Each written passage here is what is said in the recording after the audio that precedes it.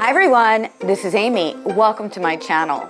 Skaters who want to perform their best on the ice must train off the ice. Whether you're a figure skater or an artistic roller skater, skating is a demanding sport requiring core strength, plyometric strength, balance, and flexibility. While some skaters are naturally strong and flexible, most skaters need to improve their fitness to progress. Off-ice performance training and strength and conditioning is a great way to fast-track your skating progress and get your results safely, quickly, and more efficiently. You can even have a lot of fun along the way. Speak to any elite athlete in pretty much any sport. They will tell you they work hard to train for their sports. That's true for successful skaters at any level. They spend as much time training off the ice as they do on the ice. Why?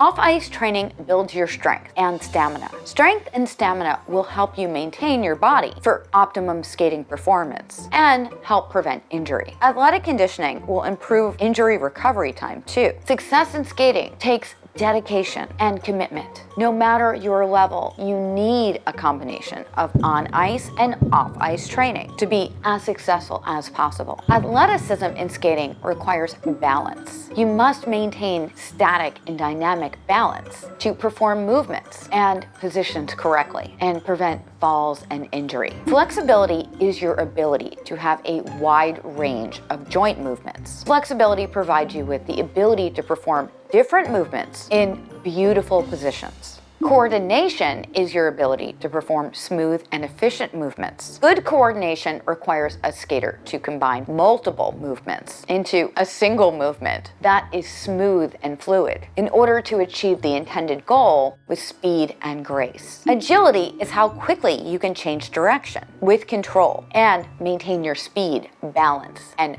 power. In skating, we sometimes describe agility as the ability to move quietly and gracefully while performing at a high level. Speed is your ability to move all or part of your body as quickly as possible. This is critical. You must move quickly from one position to another with complex movements. Muscular strength is also needed to perform your jumps, spins, and challenging positions. Strength supports flexibility by allowing you to hold those challenging positions and perform jumps and spins more efficiently with maximum power. So, strength and conditioning are really essential for your training. The truth is, finding precisely the right program for you can be pretty confusing. It can also feel a bit intimidating, especially if you're new to training for athletic performance. You shouldn't just walk into a gym and purchase a training package. Most certified personal trainers at gyms gear their services towards the general population.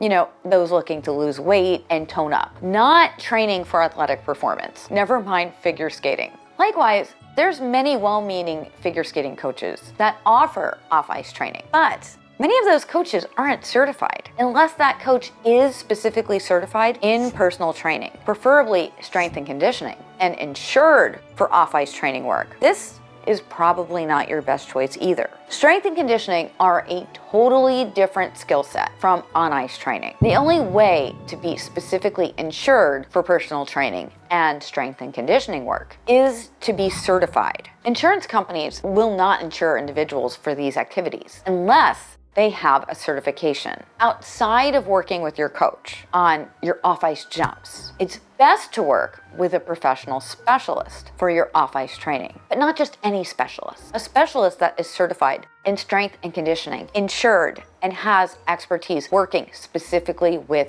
figure skaters. How do I know this? I worked with certified personal trainers when I was competing in skating. Some of them did more harm than good, simply because they just didn't have the expertise to work with figure skaters. I've also seen my fair share of well-meaning figure skating coaches attempting to train their skaters using pretty basic exercises or another trainer's program. The thing is that many coaches that are not certified do not have any education at all. This isn't a dig on figure skating coaches. Some of the best on-ice coaches in the world just don't have the expertise to do off-ice training. Let's look at stroking, for example. While stroking, your legs perform lateral rotations to push off the ice. Your free foot performs plantar flexion when you push off the ice. Here, the prime mover muscles are in your thigh.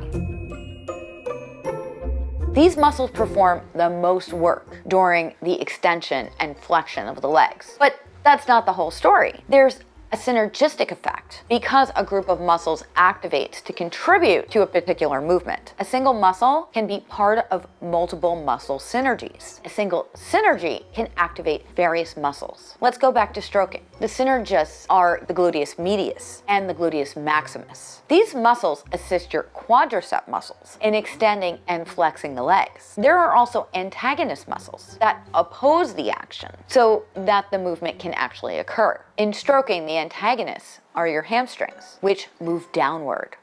At the same time, the quadricep muscles pull upward on them, allowing the stroking motion to actually happen. But that's still not the whole story. Fixator muscles serve to stabilize. Stabilizers allow the antagonist muscle to work effectively, stabilizing the origin of the antagonist muscle. This achieves an effective contraction. In stroking, fixators are the abdominal muscles. This includes rectus abdominis, external oblique, internal oblique, and transverse abdominis. Additionally, your deltoid muscles in your shoulders also help to keep you balanced. Did you know that so many muscles are involved in simple stroking?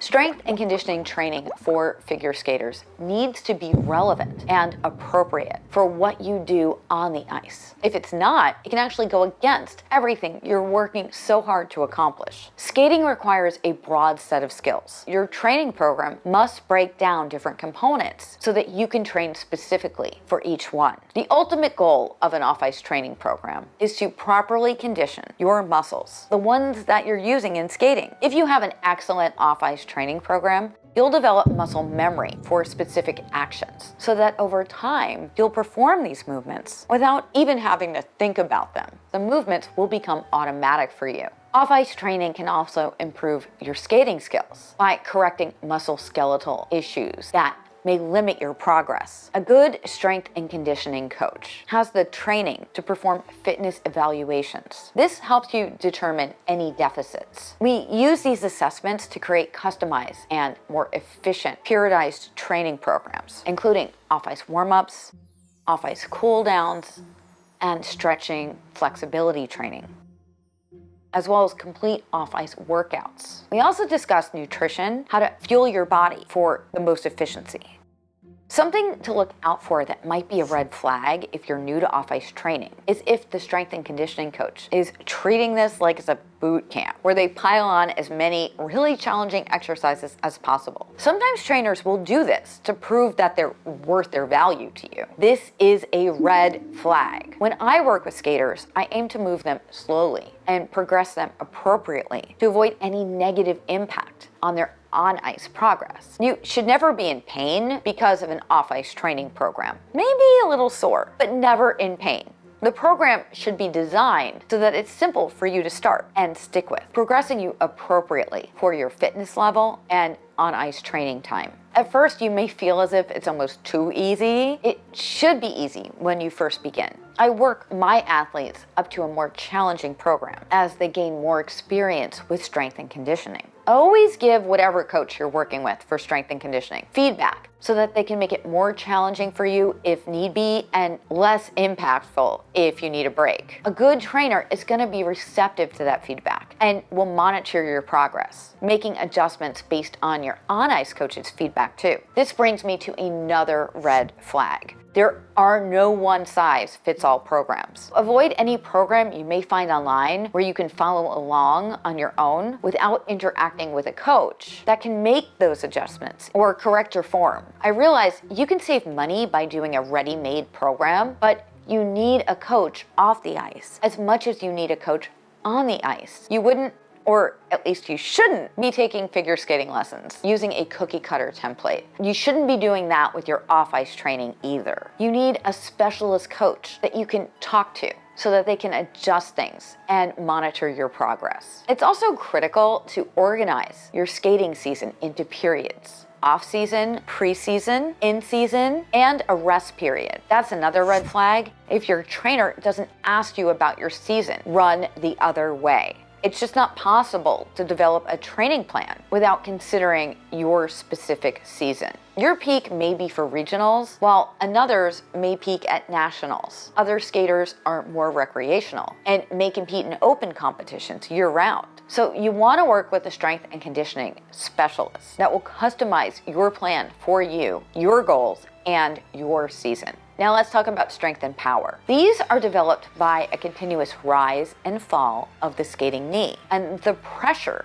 of the blade's edge against the ice. Strength is the creation and maintenance of balance and flow. Power is the creation and maintenance of speed without visible effort. Power results in velocity, speed, or pace, flow across the ice, and acceleration. But almost all skating is performed on one foot. Not only that, but on a really narrow blade while gliding on a giant ice cube. Strength must also take balance into consideration. Several factors affect your sense of balance. The inner ear, this assists you in sensing your position while moving. Your eyes help detect your surroundings.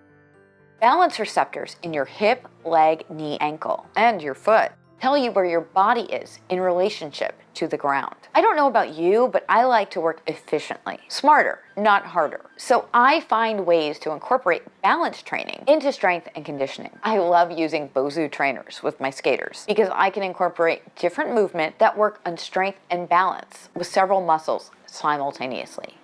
Core strength and stability originate from the abdominal and back muscles. These muscles work together as a control center for your body's balance and stability. Powerful core muscles help maintain balance and proper posture, help you check rotation, proper body alignment on takeoffs, maintaining tight air positions, centering your spins, controlling upper body positions such as holding your arms at shoulder level without fatigue during footwork, stroking, and crossovers. Gluteus medius is one of the pelvic stabilizer muscles. It plays a really big role in controlling the motion of your femur and hip. This provides you with stability. Gluteus medius strength is required for alignment of your hips, legs, knees, ankles, and for proper technique in all jump landings and takeoffs. Maintaining proper alignment in stroking and footwork and turns, stabilizing the hip and controlling balance in your spins, and raising your free leg to a higher spiral or arabesque position. Psoas. This is the primary muscular connection between your upper body and your lower body. The main function of your psoas muscle is to help flex your hip joint by bringing your leg up and in towards your torso. Psoas strength is required to strengthen your lower spine, supporting your posture, develop the height of your jumps, lifting your free leg in axel and Salchow jumps, maintaining stable hips in your spins, any free leg kick or thrust, such as a flying camel, and prevent psoas muscle syndrome, often called jumper's hip or dancer's hip. Legs, knees, ankles, and feet. You're using your legs, quadriceps and hamstrings, knees,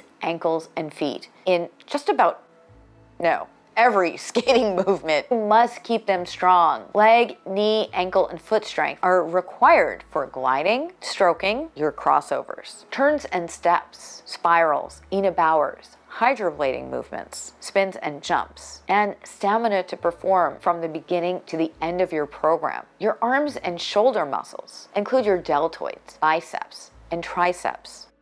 Strong arms are required to perform choreography that adds flair and grace that contribute to your component score. Arm and shoulder strength is required for stretching your arms out from your body, preparing for jumps, contribute to power and speed, retain your balance, hold difficult spin positions, and supporting your core. Let's go over flexibility. Strength supports your flexibility by providing you with the ability to hold difficult positions. Spirals, split jumps, spread eagles, Ina Bowers, as well as camel, sit, lay back, and Bielman spins all require flexibility. However, flexibility is also necessary for basic elements too. Muscle flexibility controls the angle of your hip, knee, and ankle on jump takeoffs and landings. A small deficit in muscle length can affect the quality of your jumps. Joint position and motion are controlled by the flexibility of the surrounding muscles. This affects the angle of your hips, legs, knees, and ankles during basic stroking, crossovers, spins, and footwork. Each joint in your body requires a balance of flexibility for a proper range of motion. An imbalance of flexibility makes you more prone to injury. Flexibility means enhanced positions, plus reduced injury risk. No matter your level, every skater should perform flexibility exercises year-round, at least 4 times a week, to maximize muscle elasticity and flexibility. Shoulder mobility is the ability of your shoulders to move through a range of motion with control. Mobility issues that develop in the shoulder may result from impingement, rotator cuff tears, and frozen shoulder. Instability or overuse of the joint cause shoulder mobility issues. Both shoulder mobility and strength are critical to keeping your shoulders open. Shoulder external rotation mobility will reduce stress on the shoulder during any blade grabbing move.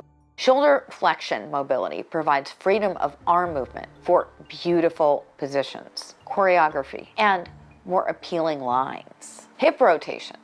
There are 6 external hip rotator muscles that play a role in both hip stabilization and hip rotation. Hip external rotation mobility is required for difficult variations of sit spins, proper free leg angles for jump takeoffs, appealing free leg positions in upright layback spins, spread eagles, Ina Bowers, and other skating movements. Hamstring muscles are skeletal muscles that run down the back of your thigh. You use them to walk, climb stairs, squat, and perform many other leg movements. Hamstring injuries are the most common sports injury. Hamstring flexibility is required for proper free leg position in camel spins and spirals, correct lunge, shoot the duck, sit spin, and hydroblading positions. The spiral variations, such as the Y spiral and Bielmann spins, plus general skating mobility. Quadricep flexibility. This is 4 separate muscles that comprise the quadricep muscle group in each of your thighs, all covering the front and sides of the thigh bone,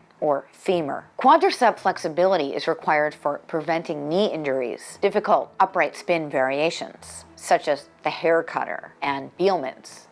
Psoas flexibility is required for proper free leg hip extension on jump landings and stroking, proper free leg position in layback and camel spins. But flexibility alone is not enough. You also need to hold difficult positions. This requires strength. If you want to reach your skating goals, you need to train off the ice. I have a free guide to help you find an appropriate certified trainer. There's a link to it in the description down below. If you're a figure skating coach that wants to train or does already train your skaters off the ice, I have links in the description down below to ISSA so that you can get certified and insured to work with your skaters off the ice. I love ISSA because you don't have to go to a testing center to take your certification test unless you want to. You can do it all from the comfort of your own home, in your own time, at your own pace. There are also discounts and coupons for ISSA in the description down below too. If you want to learn more about finding an off-ice trainer, have a look at this video. This is Amy. Thank you for watching. Happy skating. I will see you real soon. Bye.